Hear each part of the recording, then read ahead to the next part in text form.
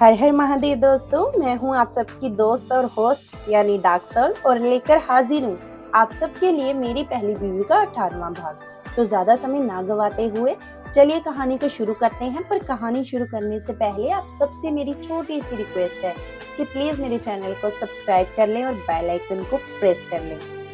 अच्छा हुआ वरदान, ये रोबो है। अगर इंसान होता ना तो तुम्हारा बिना वजह का गुस्सा देखकर ना यहाँ से कब का रफू चक्कर हो गया होता। What you think माया कि मैंने इसे यहाँ क्यों रखा है? इसीलिए कि कोई मेरा गुस्सा देखकर ना भाग जाए? नहीं माया, मैंने इसे इसीलिए यहाँ रखा है क्योंकि मैं नहीं चाहता कि कोई भी मेरी पर्सनल स्पेस में इंटरफेयर करे। मीन्स कि यहाँ आज तक आपके कैबिन में कोई नहीं आया वरदान? नहीं माया, यहाँ आने की इजाज़त किसी को नहीं है सिवाय मेरे और मेरे पीए के। तो फिर आप मुझे यहाँ क्यों लाई? I mean, ये तो आपकी बहुत ज़्यादा पर्सनल स्पेस हुई ना। माया, मैंने तुम्हारे साथ अपनी वो चीज़ें शेयर कर चुका हूँ जो शायद मैंने किसी के साथ नहीं की। तो अब एक अच्छा दोस्त होने के नाते मैं तुम्हारे साथ अपना ये सीक्रेट तो शेयर कर ही सकता हूँ। माया ने मुस्कुराते हुए वरदान की तरफ देखते हुए कहा, वरदान लंच करें, बहुत भूख लगी है, सुबह भी ब्रेकफास्ट नहीं किया था। तुम चलो, मैं आता हूँ। जब माया रूम में आई तो वहां से पहले से ही लंच की एक ट्रॉली तैयार खड़ी थी और वरदान ने पीछे से आते हुए कहा, चलो लंच स्टार्ट करें। माया और वरदान जैसे ही दोनों लंच करने लगे तो माया एकदम से उठ खड़ी हुई। अरे ये सब क्या है वरदान? वरदान के फेस पर अब एक हल्की सी स्माइल आ गई थी।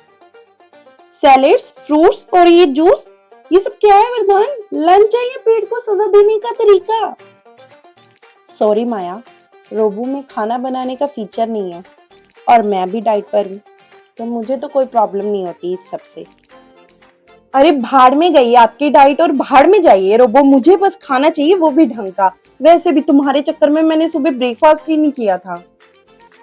माया ने वरदान के ऊपर चिल्लाते हुए और अपने हाथ पांव को पटकते हुए उससे ये बातें कही। वरदान ने सैलेड खाते हुए हल्का सा मुस्कुराते हुए कहा, माया देखो, अब और कोई ऑप्शन तो है नहीं, वैसे भी ये सब हेल्दी होता है, तुम तो मेडिकल फील्ड में हो ना, तुम्हें तो पता ही होगा। मैंने इतना टेस्टलेस खाना आज तक नहीं खाया, मुझसे नहीं खाया जाएगा ये सब, कोई और ऑप्शन है तो प्लीज बता दो ना। वरदान ने जूस पीते हुए कहा, है तो सही, मगर उसके लिए तुम्हें अपने हाथ पांव खुद चलाने पड़ेंगे। वरदान, अभी खाने के लिए ना हाथ तो क्या, मैं एरोप्लेन भी चला लूंगी, तुम बस जल्दी से ऑप्शन बोलो। सामने किचन है, जाओ जो मिले बना लो। माया भागकर किचन में चली गई और वरदान माया के जाते ही थोड़ी देर के लिए आराम करने के लिए रूम में लगे हुए बेड पर लेट गया। करीब 10 मिनट बाद एक बहुत अच्छी सी खुशबू आने लगी और माया हाथ में एक बाउल लिए किचन से बाहर आ गई। क्या बनाया तुमने माया? मैगी मैकरोनी, मेरी फेवरेट। अच्छा, अभी तो बोल रही थी कि मैं कभी टेस्टलेस कुछ नहीं खाती, अब इसमें कौन सा टेस्ट मिला है? वो तो तुम खुद ही टेस्ट करके देख लो। माया ने एक छोटी बाउल वरदान की तरफ करते हुए कहा और खुद भी जल्दी से खाना शुरू हो गई। पहले तो वरदान थोड़ी देर चुप रहा, फिर सोचा थोड़ा सा टेस्ट कर ही लेता हूँ। माया के खाने की स्पीड देखकर लग रहा था कि जैसे उसकी कोई ट्रेन छूटने वाली हो। आराम से खाओ माया, वरदान ने एक चम्मच मुंह में डालते हुए कहा। मगर जैसे ही वरदान ने मैगी मैकरोनी खाई, वरदान चुप सा हो गया। वाओ माया, ये बहुत ज्यादा टेस्टी है, क्या किया है तुमने इसके साथ, कैसे बनाई ये?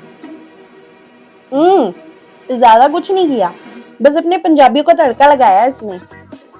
अच्छा, और है तो दो ना माया, जितनी बची थी वरदान मैंने सब बना दी, बस यही बची है, अगर ये मैंने तुम्हें दे दी तो मैं क्या खाऊंगी? हाँ माया, अपने बाउल का साइज देखो और अपनी कमर का साइज देखो, तुमसे नहीं खाई जाएगी। लाओ दो मुझे, मैं हेल्प करता हूँ इसे खत्म करने में, वैसे भी खाना वेस्ट नहीं करना चाहिए। ओह हेलो, मेरी ना कमर और बॉडी स्ट्रक्चर पर जाने की कोई जरूरत नहीं है। पंजाब में पली बड़ी हूँ मैं। रोज देसी घी के आलू के पराठे खाकर बड़ी हुई हूँ मैं कर लूंगी अकेले खत्म, फिक्र ना करो तुम। माया थोड़ी सी तो दे दो। क्यों?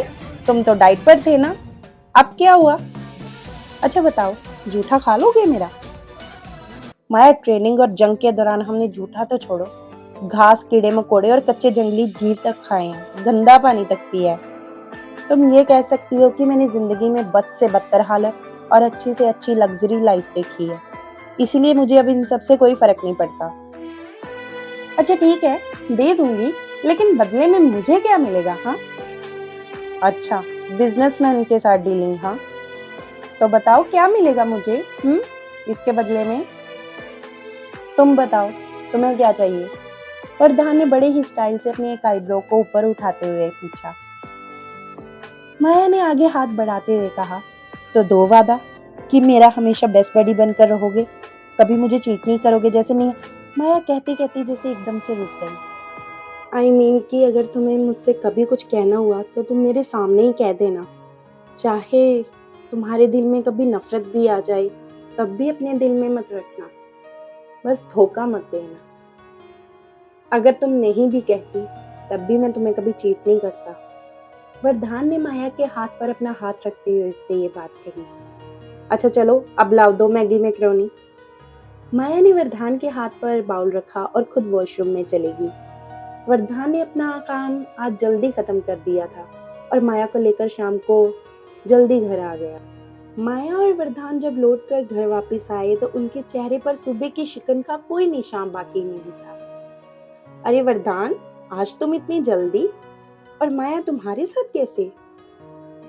मोम वो माया एक्चुअली। प्लीज डैड, जो भी बोलिएगा ना सोच समझ कर बोलिएगा, क्योंकि माया आज कॉलेज तो नहीं थी। हाँ, क्योंकि माया आज सच में कॉलेज में नहीं थी। प्रधान ने अपनी आवाज की थोड़ी सी टोन को चेंज करते हुए कहा। मैं और माया दोनों अपने किसी पर्सनल काम से बाहर गए थे। पर्सनल काम? कौन सा पर्सनल काम डैड? ये तो तुम कई बार अर्श के साथ बाहर जाती हो, मैंने तो तुमसे कभी नहीं पूछा कि तुम कहाँ गई थी, क्या काम था। डैड ये कैसा जवाब हुआ जैसा तुम्हारा सवाल था? वेल, मैं किसी के सवालों के जवाब देना जरूरी नहीं समझता। मोम, माया आज दिन भर मेरे साथ थी, क्या ये बात काफी नहीं? हाँ वरदान, मगर हुआ क्या है? तुम ऐसे क्यों कह रही हो? भला हमें तुम्हारे कहीं भी जाने से प्रॉब्लम क्यों होगी? मोम, मैं फ्रेश होने जा रहा हूँ, अपने रूम में हूँ। वरदान ऐसे जवाब देकर ऊपर की तरफ निकल गया। वरदान को जाता देख नीदू माया को घूरने लगी। यू तुम? माया, मेरे साथ ऊपर रूम में आओ, बात करनी है मुझे तुमसे कुछ। जी वरदान, अभी आई। और माया भी वरदान के पीछे पीछे रूम की तरफ निकल गई। नीदू भी गुस्से से अपनी रूम की तरफ निकल गई। ये दोनों आज एक साथ थे, यकीन ही नहीं हो रहा है। कबीर बिल्कुल सही कह रहा था कि सब ठीक हो जाएगा, और अभी तो सिर्फ शाम ही हुई है। 1 महीने बाद जॉइंट मेंशन।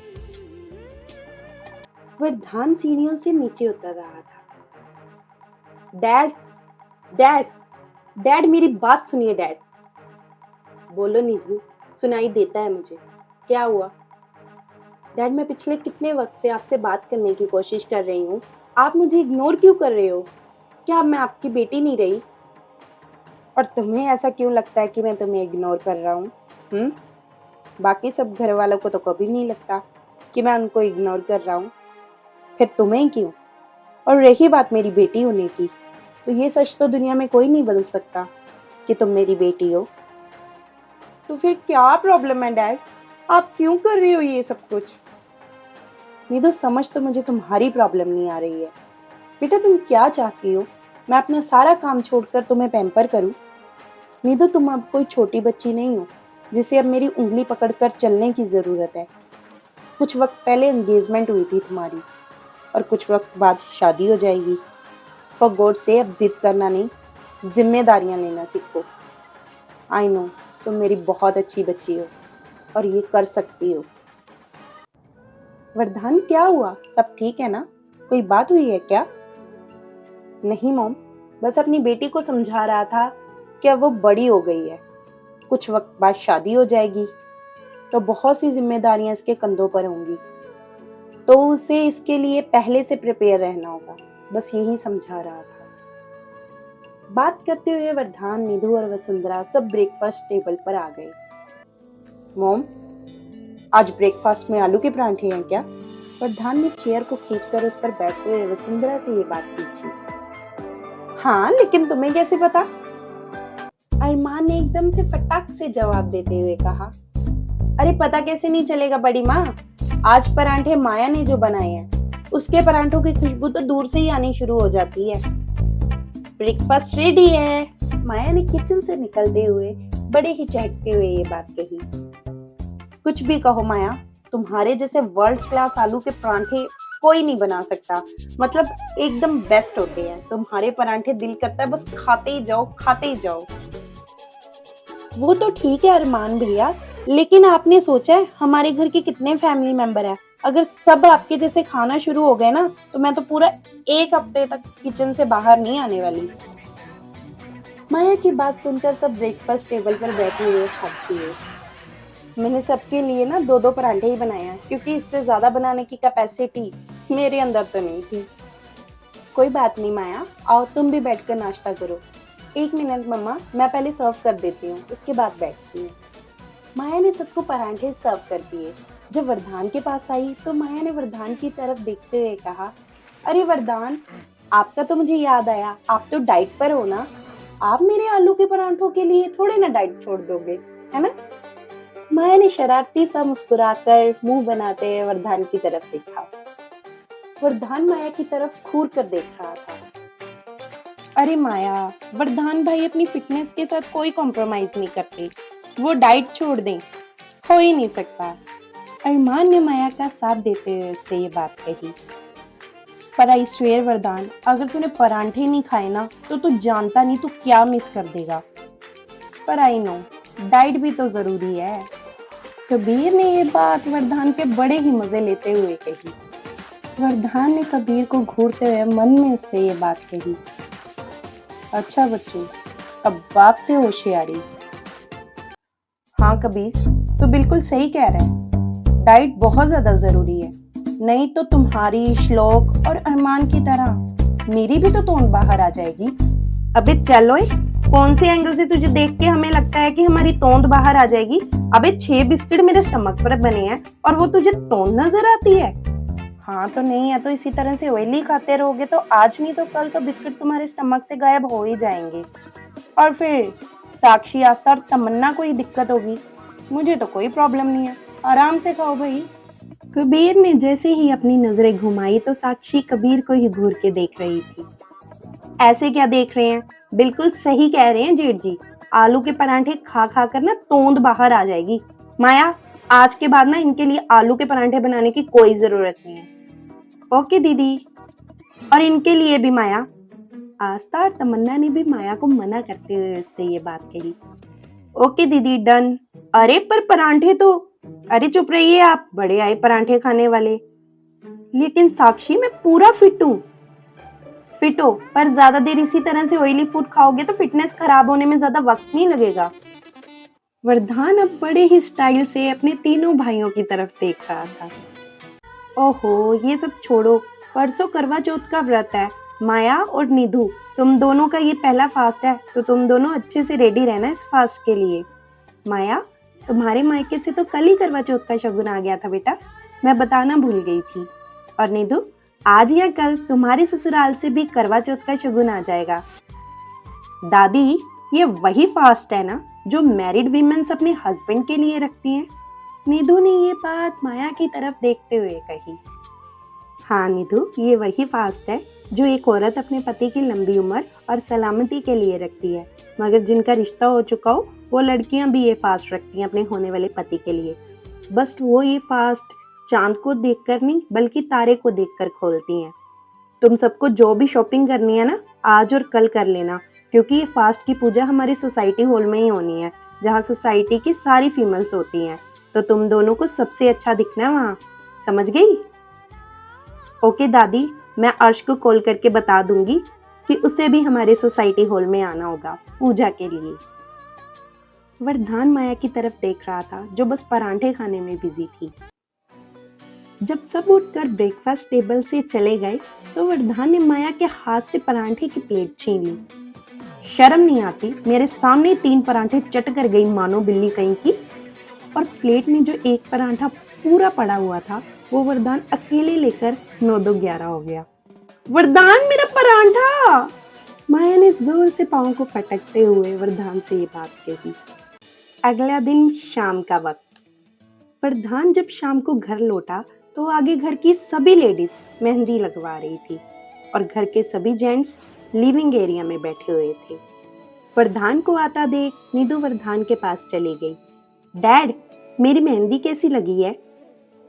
अच्छी है निधु, वरदान ने जवाब देते हुए कहा।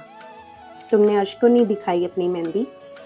नहीं डैड, अभी तक तो नहीं दिखाई। तो जाओ सबसे पहले उसे दिखाओ, आफ्टर ऑल उसका हक बनता है। ओके डैड, मैं अभी जाकर अर्श को अपनी मेहंदी दिखाती हूँ। इसके बाद वरदान अपने रूम में आ गया और रूम में फ्रेश होकर वरदान अभी बाहर आया ही था। वरदान शर्टलेस था और मिरर के सामने ही खड़े होकर क्लोन लगाने लगा कि तभी माया आ गई और वरदान को ऐसे देख दरवाजे पर बड़े ही स्टाइल से सटकर खड़ी हो गई और वरदान को ऊपर से लेकर नीचे तक देखते हुए बड़े ही शरारती अंदाज में विसल बजाकर बोली, ओए हीरो, बिना शर्ट के सिक्स एब में तो बड़ा जच रहे हो। माया को ऐसे देखता देख वरदान ने क्लोन लगाना छोड़ दिया और पीछे मुड़ते हुए बोला, क्यों, पहली बार किसी को ऐसे सिक्स एब में देख रही हो? नहीं तो देखा तो पहले भी बहुत है, मगर ऐसे कभी लाइव नहीं देखा। हाँ, बचपन में भाइयों को बहुत बार ऐसे देखा है। देखना कहीं ये हंसी भारी ना पड़ जाए मानो बिल्ली। माया ने रूम के अंदर आते हुए कहा, अच्छा, और क्या कर लोगे तुम? हाँ, वरदान ने माया के बिल्कुल सामने खड़े होते हुए कहा, मैं क्या करूंगा? जो करेंगे वो तो तुम्हारे ये लंबे बाल करेंगे। वरदान ने माया के बालों से पीछे से क्लच हटा दिया और उसके लंबे बाल सीधे चेहरे पर आ गिरे। वरदान, ये क्या किया आपने? वरदान, सारे बाल मेरे चेहरे पर पड़ रहे हैं, हटाओ इनको यहाँ से। मेरी मेहंदी गीली अभी खराब हो जाएगी। होती है तो हो जाए, मगर मैं कुछ नहीं करूंगा। वरदान ने बड़े ही स्टाइल से बेड पर लेटते हुए से ये बात कही। वरदान, ये बेड मेरा है, यहाँ क्यों लेटे हो? उठो यहाँ से। क्यों, तुम्हारा नाम लिखा है यहाँ मानो बिल्ली? वरदान, हद से ज्यादा बदतमीजियां कर रहे हो, कसम से बता रही हूँ महंगी पड़ेंगी। हाँ तो तुम्हें भी तो पता है, सस्ती चीजों का शौक तो मैंने भी कभी पाला नहीं। वो देखो सामने काउच पड़ा है, वहां जाकर सो जाओ। इतना वक्त मैं वहीं सोया हूँ, तुम्हें भी तो पता चले काउच पर नींद कैसी आती है। हाय वरदान, शर्म नहीं आती तुम्हें? मुझे बोल रहे हो कि मैं काउच पर जाकर सो जाऊं? मुझे काउच पर सोने की आदत नहीं है, तुम जाओ काउच पर। मुझे भी नहीं थी, फिर भी मैं सोया ना। अब तुम जाओ, अब तुम्हारी बारी है। और हाँ, लड़की होने का एडवांटेज तो मुझसे प्लीज मांगना ही मत, क्योंकि मैं इन सब में ना बिलीव नहीं करता। माया ने बेड की दूसरी तरफ आकर लेटते हुए बड़े ही स्टाइल से कहा, ठीक है, मत जाइए काउच पर, मुझे तो कोई प्रॉब्लम नहीं है बेड शेयर करने में। इतना बड़ा बेड है भाई, मैं तो वैसे ही इतनी स्लिम ड्रिम हूँ, मुझ जैसी तो 10 आ जाएंगी यहाँ। और आपने भी तो ट्रेनिंग के दौरान कईयों के साथ अपना टेंट शेयर किया होगा, नहीं? और वैसे भी जेंडर में तो आप बिलीव ही नहीं करते, है ना? माया, दिमाग ठीक है तुम्हारा? माया ने वरदान के थोड़ा सा करीब जाते हुए कहा, 100%। वरदान ने माया के फेस पर अपना हाथ रखते हुए उससे खुद से दूर करते हुए कहा, बड़ा ही निहायती घटिया आइडिया है तुम्हारा। और रियली, और कोई ऑप्शन है तुम्हारे पास? क्योंकि मैं तो बेड से बिल्कुल नहीं हिलने वाली, और वैसे भी मुझे सुबह जल्दी उठना है सरगी खाने के लिए, तो वरदान प्लीज मुझे सोने दो। माया, तुम कल घर वालों के सामने फास्ट रख लेना, मगर तुम्हें फास्ट रखने की कोई जरूरत नहीं है। मेरा मतलब था कि तुम चोरी से कुछ खा लेना। वरदान, दूसरों के इमोशन से खेलना ना तुम्हें आता है, मुझे नहीं। मैं फास्ट तुम्हारे लिए नहीं, मम्मा के ट्रस्ट की वजह से रख रही हूँ। और कल मैं अकेली भूखी नहीं रहने वाली, तुम्हें भी मेरे साथ ही भूखा रहना होगा। मतलब तुम्हें भी कल फास्ट रखना होगा। तो प्लीज अब जल्दी से सो जाओ और मुझे भी सोने दो। और हाँ, एक और बात, सुबह मुझे भी प्लीज अपने साथ 4 बजे उठा लेना, ओके? Good night. और माया मुंह पर ब्लैंकेट ओढ़कर सो गई। लेकिन माया, वरदान मन में सोचते हुए, सुना है आजकल तेरे से मेरी जान पहचान हो रही है। कि मैंने सुना है आजकल तेरे से मेरी जान पहचान हो रही है। मेरा रुतबा, मेरी शान सब कहीं तुझ में खो रही है। कि मैं तैयार ना था जिस हादसे के लिए, कि मैं तैयार ना था जिस हादसे के लिए मुर्शद। देख, मेरी जिंदगी अब उस हादसे का शिकार हो रही है, उस हादसे का शिकार हो रही है। मैं माफ़ी चाहती हूँ कि आजकल मेरी पहली बीवी के पार्ट ज़रा देरी से आ रहे हैं, क्योंकि मुझे काम की वजह से वक्त नहीं मिल पाता। मगर फिर भी आप सबके प्यार और साथ के लिए बहुत बहुत शुक्रिया। तो आज का सवाल है, क्या माया का वरदान की तरफ बढ़ता हुआ झुकाव गलत है तो क्यों, और अगर नहीं तो वजह? तो चलिए, अब मुझे दीजिए इजाजत, यानी अपनी दोस्त और होस्ट डार्क सोल को। जाने से पहले आप सबसे रिक्वेस्ट है, अगर कहानी पसंद आ रही है तो प्लीज चैनल को सब्सक्राइब कर लें, बेल आइकन को प्रेस कर लें। और अब मुझे दीजिए इजाजत, मिलते हैं नेक्स्ट वीडियो में। तब तक के लिए हर हर महादेव दोस्तों। जय हिंद, जय भारत।